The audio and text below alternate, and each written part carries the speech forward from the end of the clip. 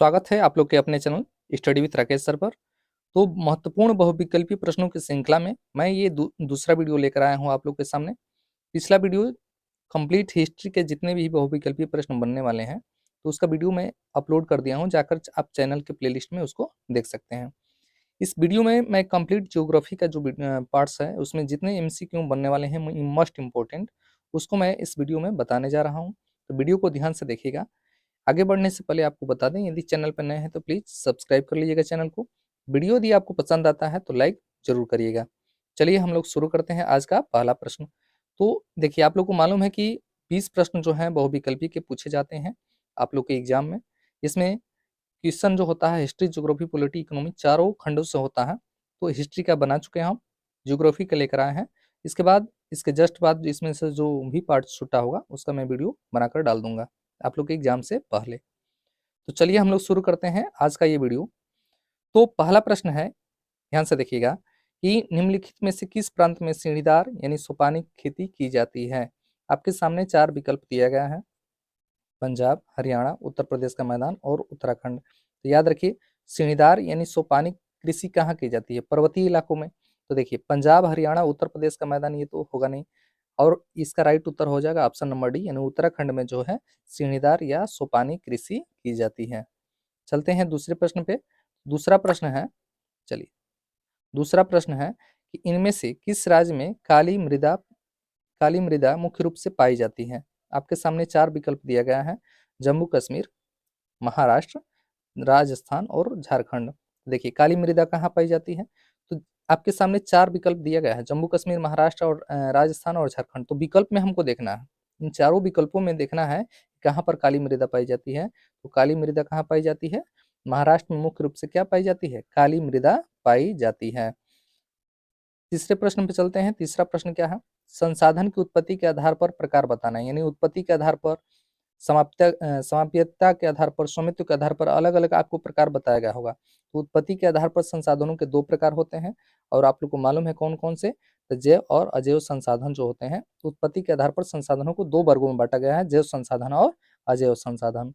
चलिए चलते हैं अगले प्रश्न पे। तो अगला प्रश्न है कि निम्न में से किस राज्य में काली मृदा पाई जाती है। देखिए, वहां पर जो राज्य दिया गया था उसका विकल्प अलग था। यहाँ पर देखिए, अब कह रहा है कि इनमें से किस राज्य में जो है काली मृदा पाई जाती है। तो इसमें इनमें से किस राज्य में पाई जाती है? गुजरात में। याद रखिए, तो हम लोग को राज्य को विशेष फोकस करना है, किस इलाके में जो है।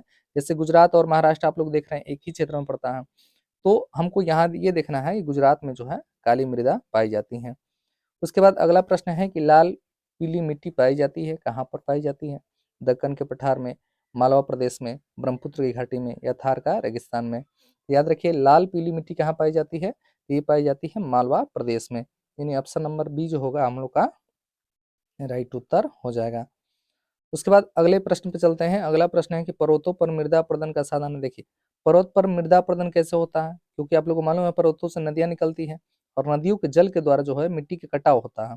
तो पर्वतों पर मृदा अपरदन का जो कारण है वो क्या है? जल। याद रखिए, ऑप्शन नंबर सी जो होगा हम लोग का राइट उत्तर हो जाएगा। उसके बाद कह रहा है भूमि एक संसाधन है, यानी कैसा संसाधन है? प्राकृतिक है कि मानव निर्मित है कि सौर ऊर्जा से निर्मित है कि उपरोक्त में से कोई नहीं? तो सबको मालूम है कि भूमि जो कौन सा संसाधन है, तो भूमि एक प्राकृतिक संसाधन है। अगले प्रश्न पे चलते हैं। अगला प्रश्न है कि निम्नलिखित में से एक मिट्टी का प्रकार नहीं है। देखिए, आप लोग को मालूम है मिट्टी का प्रकार आप लोग को पढ़ाया गया है। काली मिट्टी होती है, पीली मिट्टी होती है जिसे लाल मिट्टी भी कहा जाता है, लेटराइट मिट्टी भी होती है, लेकिन सीमेंट मिट्टी नहीं होती है। तो ये जो ऑप्शन नंबर डी जो होगा हम लोग का राइट उत्तर होगा, क्योंकि इसमें क्या पूछ रहा है कि कौन सा एक मिट्टी का प्रकार नहीं है। इस पर फोकस करिएगा। कितने लोग जो है इसको ध्यान नहीं देते हैं? अगर मान लीजिए यहाँ नहीं ध्यान नहीं दिए तो क्या होगा? आप काली पीली लेटराइट किसी में से उत्तर लगाकर आप चले जाएंगे, तो इसको आप लोग फोकस करिए। निम्न में से कौन सा अजैविक संसाधन? अजैविक संसाधन का मतलब कि जिसमें जीवन नहीं होता है, आप लोग को मालूम है। तो याद रखिए, चट्टान, पशु, पौधे, मछलियाँ, तो इनमें तीनों में जीवन होता है, लेकिन चट्टान में जीवन नहीं होता है। तो अजैविक संसाधन ही पूछ रहा है, तो ऑप्शन नंबर ए जो होगा हम लोग का राइट उत्तर हो जाएगा। चलिए, फिर कह रहा है कि निम्न में से किस प्रांत में सीढ़ीदार सोपानी कृषि की जाती है। आपके सामने चार विकल्प दिया गया है: पंजाब, हरियाणा, उत्तर प्रदेश का मैदान, उत्तराखंड। ये क्वेश्चन अभी हम बताए हैं। तो उत्तराखंड में सोपानी या सीढ़ीदार कृषि की जाती है। उसके बाद अगले प्रश्न पे चलते हैं। अगला प्रश्न है कि निम्नलिखित में से किसकी अधिक मात्रा जलोढ़ मृदा में पाई जाती है। आप लोग को मालूम है जलोढ़ मृदा दो प्रकार की होती है, एक को बोलते हैं बांगर और एक को बोलते हैं खादर। एक को बोलते हैं बांगर। जो पुरानी जलोढ़ मृदा है उसको भी क्या बोला जाता है, बांगर बोला जाता है। जो नई जलोढ़ मृदा है उसे खादर बोला जाता है। तो किसकी मात्रा जलोढ़ मृदा में अधिक पाई जाती है, पोटास की, फास्फोरस की, चूना की, इनमें से सभी की। याद रखिए इनमें से सभी की मात्रा जो है जलोढ़ मृदा में पाई जाती है। उसके बाद अगला प्रश्न है कि निम्न में से कौन सा एक संभावी संसाधन है। याद रखिए संभावी संसाधन कौन सा है, तो पवन ऊर्जा जो है ये संभावी संसाधन है। भविष्य का जो ईंधन कहा जाता है, भविष्य का ऊर्जा का स्रोत कहा जाता है। आगे चलते हैं। अगला प्रश्न है कि इनमें से कौन सा संरक्षण का तरीका समुदाय की सीधी भागीदारी नहीं करता है। याद रखिए इनमें से कौन सा संरक्षण का जो तरीका है वो समुदाय की सीधी भागीदारी नहीं करता है, तो बीज बचाओ आंदोलन जो है समुदाय की सीधी भागीदारी नहीं करता है। ऑप्शन नंबर अगला क्वेश्चन है कि पश्चिम बंगाल में वह टाइगर रिजर्व जो डोलामाइट खनिज के खनन के चलते गंभीर संकट में है, कौन से है। याद रखिए यह बक्सा। बक्सा जो टाइगर रिजर्व है वो डोलामाइट खनिज के खनन के कारण गंभीर संकट में है। बक्सा टाइगर रिजर्व कहाँ है, पश्चिम बंगाल में। चलिए अगले प्रश्न पे चलते हैं। अगला प्रश्न है कि विश्व की समस्त जैव उपजातियों का कितना प्रतिशत संख्या भारत में पाई जाती है। ये पाई जाती है लगभग 8%, जो 16 लाख होती है। संख्या में 16 लाख और परसेंटेज में हो जाएगा आपका 8%। ऑप्शन नंबर ए जो होगा हम लोग का राइट उत्तर हो जाएगा। फिर कह रहा है कि बीज बचाओ आंदोलन निम्न में से किससे संबंधित है। पहला विकल्प है टिहरी के किसानों द्वारा बिना रासायनिक खाद के फसलों का उत्पादन करना। दूसरा है पक्षियों से बीजों को बचाने का अभियान। याद रखिए इसमें ऑप्शन हो जाएगा आपका ए यानी क, टिहरी के किसानों द्वारा बिना रासायनिक खाद फसलों का उत्पादन करना जो है ये संबंधित है बीज बचाओ आंदोलन से। याद रखिएगा ऑप्शन नंबर ए जो होगा हम लोग का राइट उत्तर हो जाएगा।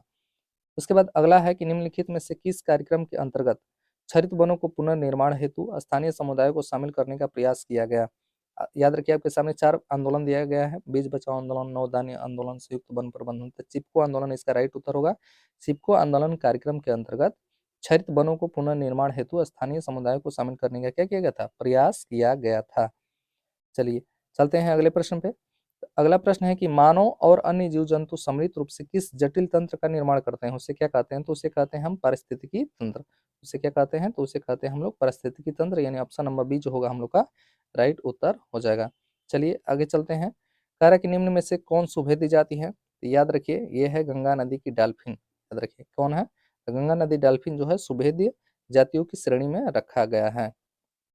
चलिए उसके बाद का आ रहा है अगला प्रश्न कि पृथ्वी पर अनेक प्रकार के जीवाणु, बैक्टीरिया, जोंक से लेकर बट वृक्ष, हाथी और ब्लू व्हेल आदि जीव पाए जाते हैं। इसे सम्मिलित सम्मिलित रूप से क्या कहते हैं, तो इसे कहते हैं जैव विविधता। क्या कहते हैं इसे, इसे कहते हैं जैव विविधता। याद रखिए ऑप्शन नंबर सी जो होगा हम लोग का राइट उत्तर हो जाएगा। चिपको आंदोलन किससे संबंधित है, तो चिपको आंदोलन संबंधित है आपका वन संरक्षण से। चिपको आंदोलन किससे संबंधित है, तो ये है आपका वन संरक्षण से। वीडियो यदि आपको पसंद आता है तो प्लीज़ लाइक करिएगा, चैनल पर नए हैं तो सब्सक्राइब कर लीजिएगा। चलिए कमेंट करके आप जरूर बताएं कि वीडियो आपको कैसा लगा। ग्रीन इंडिया मिशन किस वर्ष प्रारंभ हुआ था, तो याद रखिए 2014 में स्टार्ट हुआ था ग्रीन इंडिया मिशन। ठीक है ना। तो इसका जो अगला पार्ट होगा हम तुरंत अपलोड करेंगे। ये जैसे कमेंट करते हैं आप लोग तुरंत मैं इसका नेक्स्ट पार्ट जो बाकी के इसमें प्रश्न है लगभग 20 से 25 प्रश्न और बनेंगे ज्योग्राफी में, उसका मैं अलग से वीडियो बनाकर डाल दूंगा।